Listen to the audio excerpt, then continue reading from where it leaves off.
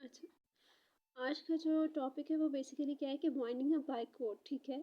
तो मतलब कि कंपनी जो है वो दरअसल बेसिकली किन किन कंडीशंस में हमें कहते हैं कि कंपनी जो होती है वो बेसिकली वाइंड अप कर सकती है। तो सबसे पहला पॉइंट जो है वो दरअसल ये कि जो कंपनी है वो स्पेशल रेजोल्यूशन का मतलब है कि जिसमें कंपनी के जितने भी मेंबर्स हैं वो एक मेजॉरिटी डिसीजन लेते हैं, वो इकट्ठे होते हैं, वो आपस में डिसाइड करते हैं कि है। और अगर मेजॉरिटी ये डिसीजन सब मेंबर्स आपस में इकट्ठे होते हैं और अगर उनमें से मेजॉरिटी ये डिसीजन लेते हैं कि कंपनी जो की जो वाइंडिंग अप है, मतलब कि जो कंपनी का क्लोज होना है, कंपनी को कोर्ट के थ्रू क्लोज होना चाहिए, तो फिर कंपनी जो है वो कोर्ट के थ्रू क्लोज होती है, ठीक है।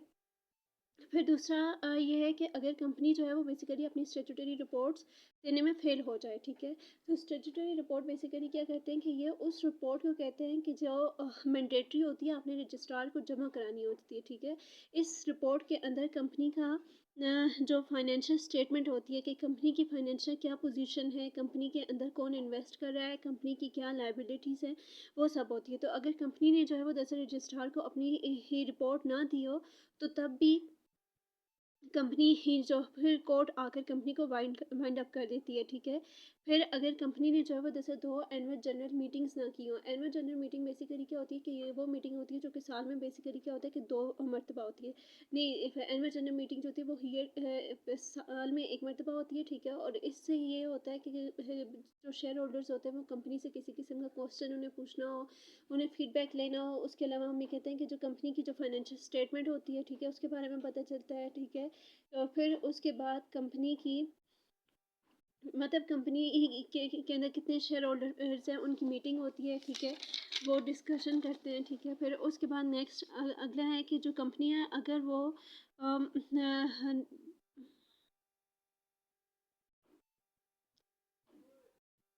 अगर एक कंपनी है उसने फाइनेंशियल स्टेटमेंट नहीं जमा कराया, कि फाइनेंशियल स्टेटमेंट बेसिकली ये होती है कि जिसमें आप क्या करते हैं कि कंपनी की अगर एक कंपनी है उसने अपना फाइनेंशियल स्टेटमेंट जमा नहीं कराई, तो फाइनेंशियल स्टेटमेंट ये होती है जिसमें आप बताते हैं कि कंपनी की क्या ये फाइनेंशियल पोजीशन है, ये कंपनी के लाइबिलिटीज़ हैं, ये कंपनी के टोटल एसेट्स हैं।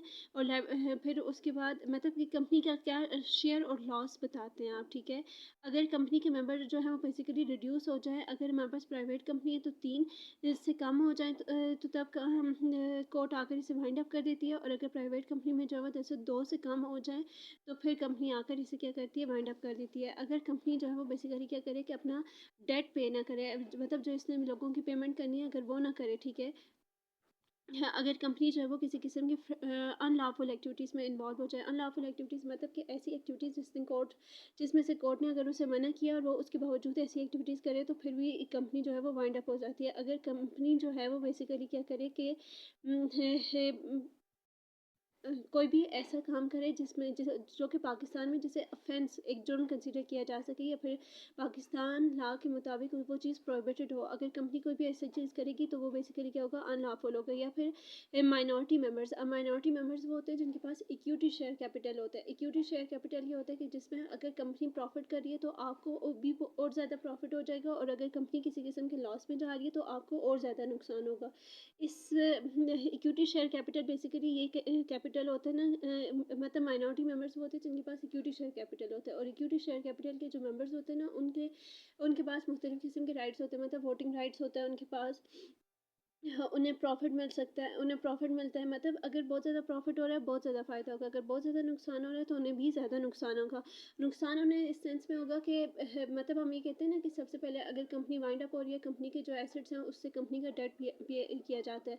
तो जो माइनॉरिटी मेंबर्स होते हैं, उन्हें सबसे आखिर में दिया जाता है, ठीक है। उन्हें सबसे आखिर में उनकी पेमेंट जो होती है, वो दी जाती है। फिर उसके बाद याद रखना कि अगर कोई भी ऐसा पर्सन जो कि कंपनी को या फिर कंपनी किसी भी ऐसे पर्सन के थ्रू कोई भी ऐसा बंदा जो कि कंपनी को मैनेज कर रहा था और वो किसी किस्म के फ्रेडुलेंट या फिर अनलॉफुल एक्टिविटीज़ में इन्वॉल्व था, तो भी कंपनी जो है वो बेसिकली क्या हो जाएगी, क्लोज हो जाएगी। फिर उसके बाद देखना कि अगर कोई भी मेंबर जो कि बेसिकली कंपनी को मैनेज कर रहा था और वो कमीशन की डिसीजन को फॉलो नहीं कर रहा, तो फिर भी कंपनी जो है वो बेसिकली बंद हो जाएगी। फिर उसके बाद याद रखना कि अगर ये लिस्टेड कंपनी ना रहे। लिस्टेड कंपनी बेसिकली क्या होती है कि वो कंपनी होती है जहाँ पर स्टॉक एक्सचेंज उस जगह को कहते हैं। स्टॉक एक्सचेंज कहते हैं, मतलब जहाँ पर शेयर्स होते हैं वो खरीदे और बेचे जाते हैं। तो अगर लिस्टेड कंपनी